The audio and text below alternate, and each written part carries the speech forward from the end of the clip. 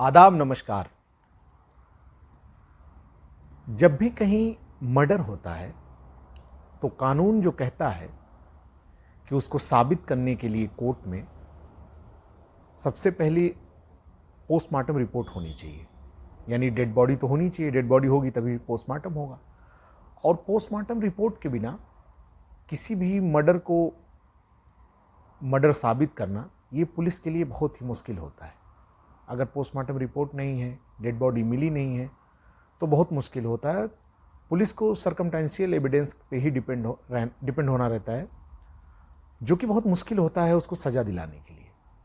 लेकिन बहुत से केसेस ऐसे हुए हैं जिसमें कोर्ट ने सर्कमटेंशियल एविडेंस पे फैसला दिया है और सज़ा सुनाया है। आज की जो सच्ची घटना है इसी से जुड़ी हुई है।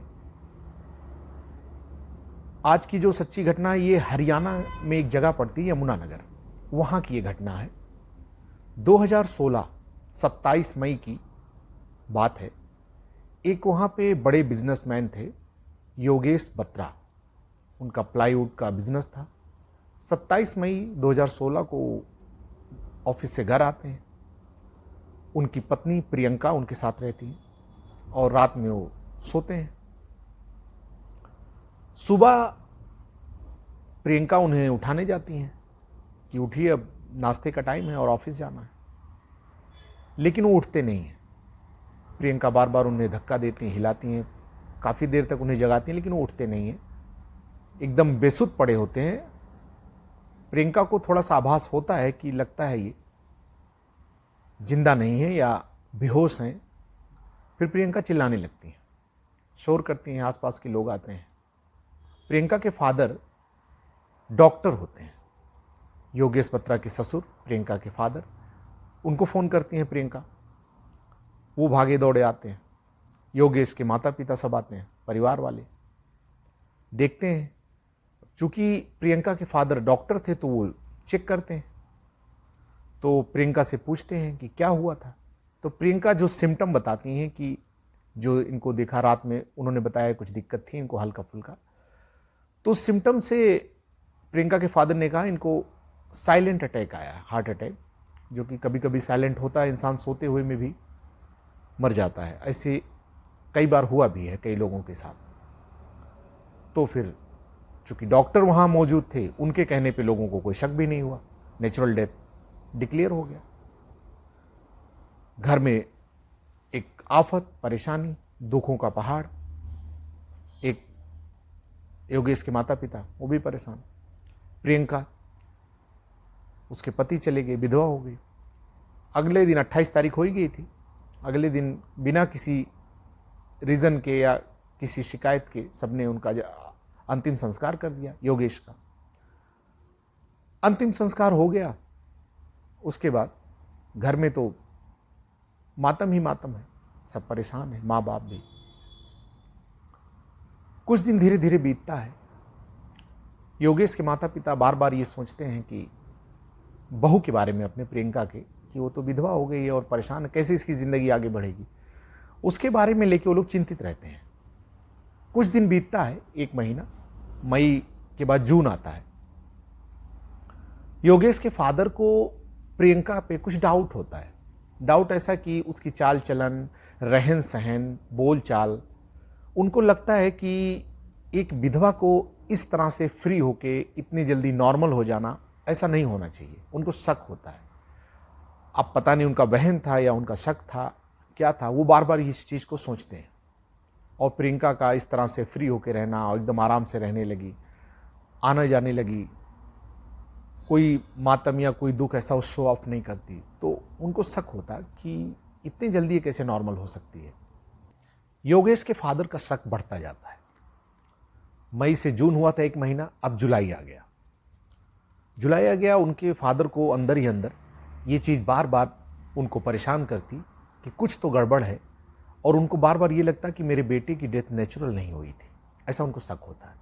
फिर एक दिन वो लोकल पुलिस स्टेशन में जाते हैं और ये सब बातें बताते हैं। पुलिस का सबसे पहला सवाल कि डेड बॉडी नहीं है, आपने क्रियाक्रम कर दिया, पोस्टमार्टम रिपोर्ट नहीं है, हम किस बिना पे आगे जांच करें।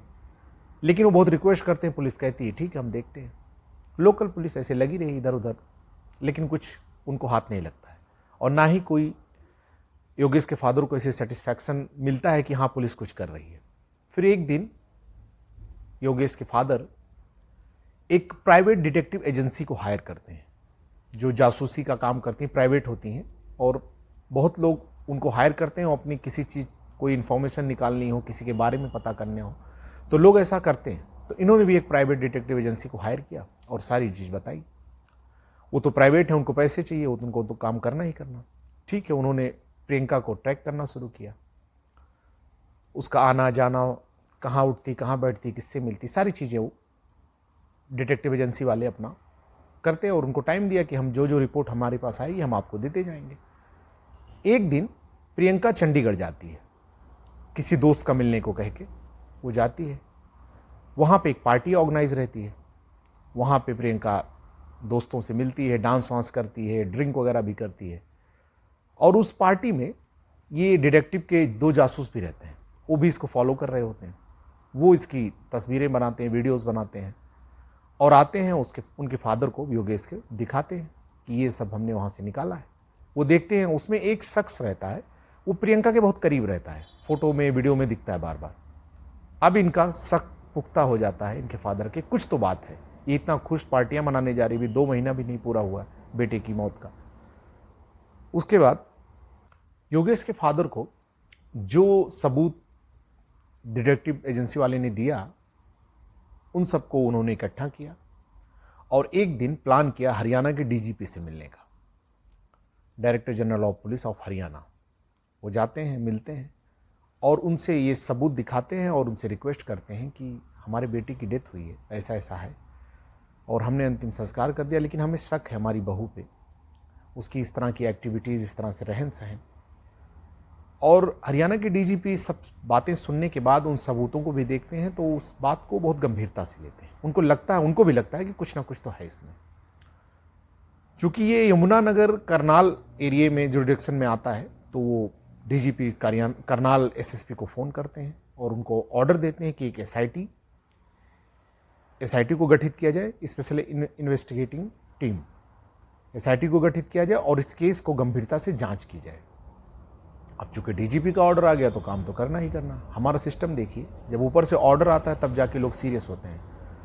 खैर, उसके बाद उनके फादर आते हैं, एसएसपी से मिलते हैं, एसआईटी जो गठित करते हैं एसएसपी, उनको सारे सबूत देते हैं, और एसआईटी जो पुलिस टीम होती है वो इस केस पे चुपचाप लग जाती है। सबसे पहले वो प्रियंका के एक्टिविटीज़ को देखती है, कॉल डिटेल को निकालती है, उसके बाद पता करने की कोशिश करती है आखिर मामला क्या है। पुलिस ने प्रियंका के कॉल डिटेल को निकाला। कॉल डिटेल निकालने के बाद उसमें पता चला कि एक रोहित के नाम का नंबर जिस पे सबसे ज़्यादा उससे बातचीत होती, उसके बारे में पता किया गया। तो पता चला वो एक जिम ट्रेनर है। प्रियंका बीच में जिम जाया करती थी, उसका वेट बढ़ रहा था तो वेट कम करने के लिए वो जिम करती थी। उसके बाद उन दोनों जिम के बारे में उन लोगों से बात की गई, उन दोनों के बारे में। तो जिम वालों से और आसपास के लोगों से पता चला ये दोनों बहुत करीब हैं, इन दोनों की दोस्ती, और बाहर भी लोग जाते हैं, बाहर भी मिलते हैं। बाहर से पता किया पुलिस ने तो कुछ ऐसी जगह थी पब्लिक प्लेस जहाँ के कुछ सीसीटीवी कैमरास भी मिले, उसमें भी इन दोनों की नज़दीकियाँ दिखी।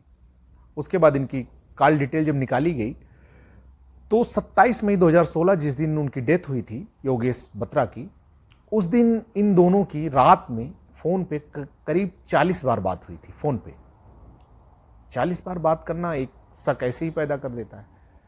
और इन दोनों ने अपने अपने मोबाइल में उसी रात में एक दूसरा सिम लगाया था। वो IMEI ट्रैकिंग से पता ही चल जाता है, तो दूसरा सिम क्यों लगाया गया ये भी शक का विषय था। और रोहित की लोकेशन जो थी वो योगेश बत्रा के घर के आसपास की थी। तो ये सारी चीज़ें बहुत एक तरफ इशारा कर रही थी, कहीं ना कहीं इसका कुछ ना कुछ इसमें इन्वॉल्वमेंट है और कुछ गलत यहाँ हुआ है योगेश बत्रा के साथ। पुलिस को ये शक हुआ, ये सारी डिटेल इकट्ठा करती है पुलिस।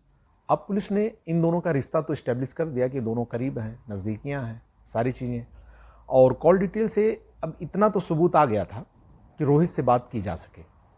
फिर एक दिन पुलिस ने रोहित को उठाया और अपने पुलिसिया अंदाज में पूछताछ की।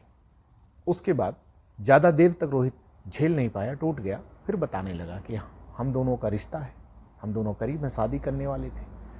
और हम दोनों जब ये जिम में आती थी प्रियंका, तो हम लोग नज़दीकियाँ मिलना जुलना। एक दिन योगेश को पता चल गया, योगेश ने हमको धमकाया और प्रियंका को घर पे डांटा कि तुम्हें छोड़ दूंगा या परेशान मार दूंगा, सारी चीज़ें उसने बताया।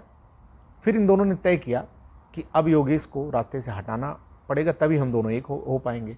और प्रियंका का ये मोटिव था, दोनों का मोटिव था कि हम दोनों शादी करेंगे। और रोहित बहुत कर्ज में डूबा था, बहुत परेशान था, और उस चक्कर में उसने प्रियंका से नज़दीकियाँ बढ़ाई थी कि कम से कम प्रियंका के पास उसे पैसे ज़्यादा मिलेंगे, ये सब उसकी लालच थी। उसके बाद एक सतीश नाम का व्यक्ति होता है और एक श्याम सुंदर, दो लोग, दोनों यूपी से होते हैं, वहीं हरियाणा में काम कर रहे होते हैं। सतीश एक हॉस्पिटल में हेल्पर का काम करता है। सतीश से करीब 50,000 रुपये रोहित ने कर्जा लिया होता है और वापस नहीं कर रहा होता, तो भी बार बार कहता है। फिर ये सतीश को एक ऑफ़र देता है कि एक काम करो, तुम किसी और अपने एक दोस्त को मिला लो और ऐसा मेरा काम कर दो, एक आदमी को रास्ते से हटाना है, तो 50,000 तो तुम्हारे मुझे देने हैं, मैं तुम्हें 10 लाख रुपए दूंगा। अब 10 लाख की बात सुनी सतीश और एक श्याम सुंदर दोनों रेडी हो गए कि हम करेंगे काम। और प्लान ये था कि वो हॉस्पिटल में काम करता ही था, बेहोशी का इंजेक्शन इस तरह से दिया जाए कि इतना ओवरडोज कर दिया जाए और डेथ हो जाए। बाद में प्लान था हार्ट अटैक या ये सब चीज़ें हल्ला कर देंगे। ये इंजेक्शन लेके आता है। 27 मई का दिन तय किया जाता है और रोहित, सतीश और श्याम सुंदर ये तीनों करनाल से एक इनोवा गाड़ी में निकलते हैं। और प्रियंका रात में घर से बाहर निकली होती है, कुछ दूर आके नाके पे खड़ी रहती है। उसके बाद वहाँ पे एक रेल फाटक है, वहीं नज़दीक में कहीं ये लोग गाड़ी से आते हैं। प्रियंका भी उस गाड़ी में बैठती है इनोवा में। फिर ये चारों आते हैं घर के पास, प्रियंका उतर जाती है और अंदर जाती है। फिर कहती है जब हम इशारा करेंगे तब अंदर आना। जाती है, कुछ देर इंतज़ार करती है, पीछे का दरवाज़ा खोलती है और ये तीनों को अंदर बुलाती है। तीनों को अंदर बुलाती है। फिर ये लोग ऊपर जाते हैं कमरे में, योगेश सो रहा होता है। ये लोग एक सिरिंज में इंजेक्शन भरते हैं और जब जाते हैं कि किसी तरह योगेश को पकड़ लेंगे और इंजेक्शन लगा देंगे। जब उसको पकड़ते हैं तो वो जग जाता है, हाथापाई करने लगता है। इंजेक्शन की जो सिरिंज होती है वो टूट जाती है। अब दूसरी सिरिंज भरी जाती है, दूसरी भी लगाने की कोशिश की जाती है, हाथापाई में वो भी टूट जाती है। अब 2 सिरिंज के ज़्यादा ये लोग लेके गए नहीं थे। अब ये परेशान, अब क्या करें। और यहाँ मामला ख़राब हो रहा है कि अब तो बात ये और ज़्यादा देर तक इसको रोक नहीं पाएंगे, चिल्ला देगा तो आसपास पड़ोस जग जाएंगे। अब आनन फानन में इनको कुछ नहीं सूझा, फिर उन्होंने उसको पकड़ा और चारों ने, प्रियंका भी इन्वॉल्व हुई। उसके बाद तकिए से उसके चेहरे पर तकिया रख के दबाया गया, कुछ देर में उसकी डेथ हो गई। फिर इन तीनों को इसने कहा तुम लोग जल्दी निकल जाओ। ये तीनों निकल जाते हैं। प्रियंका रात भर घर में टहलती है, सुबह का इंतज़ार करती है और सुबह जब वो टाइम होता है उसके बाद वो चिल्लाना शुरू करती है। और वही सिम्टम के बारे में इसने ऑनलाइन पता किया होता है और बाप तो इसके डॉक्टर होते हैं, सारी चीज़ें इसको जानकारी रहती है कि क्या क्या सामने हमें कहना है, कि इनको पसीने आ रहे थे, उलझन हो रही थी, जो आमतौर पे हार्ट अटैक में होता है। ये सारी बातें इसने बताई। इसके फादर को इस साजिश के बारे में कुछ भी पता नहीं था। उन्होंने इसके मुंह से जो सिम्टम सुना उस पर उन्होंने अपना फैसला दिया कि इस तरह का सिम्टम का मतलब है कि साइलेंट अटैक आया और इसमें योगेश की डेथ हो गई। इतनी प्लानिंग उसने की योगेश को रास्ते से हटाने के लिए, लेकिन खामियाजा वही।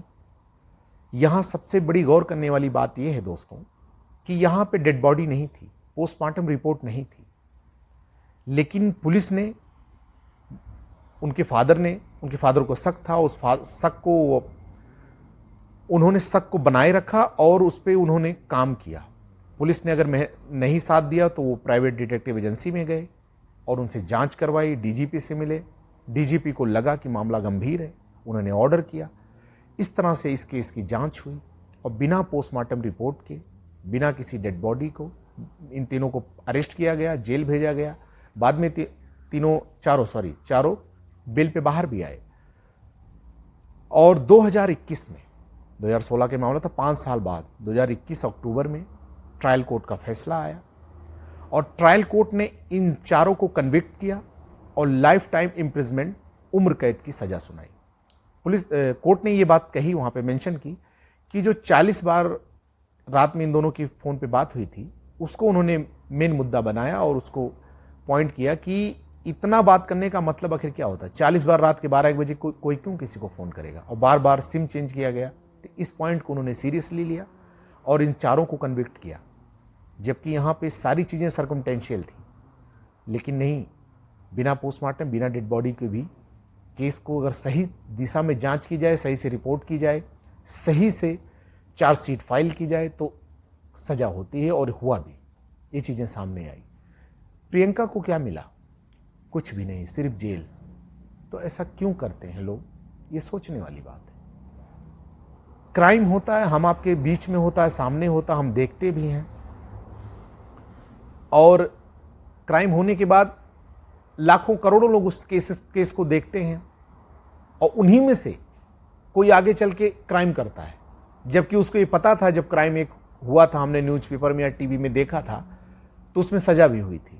लेकिन फिर भी लोग समझते नहीं, क्राइम करते हैं।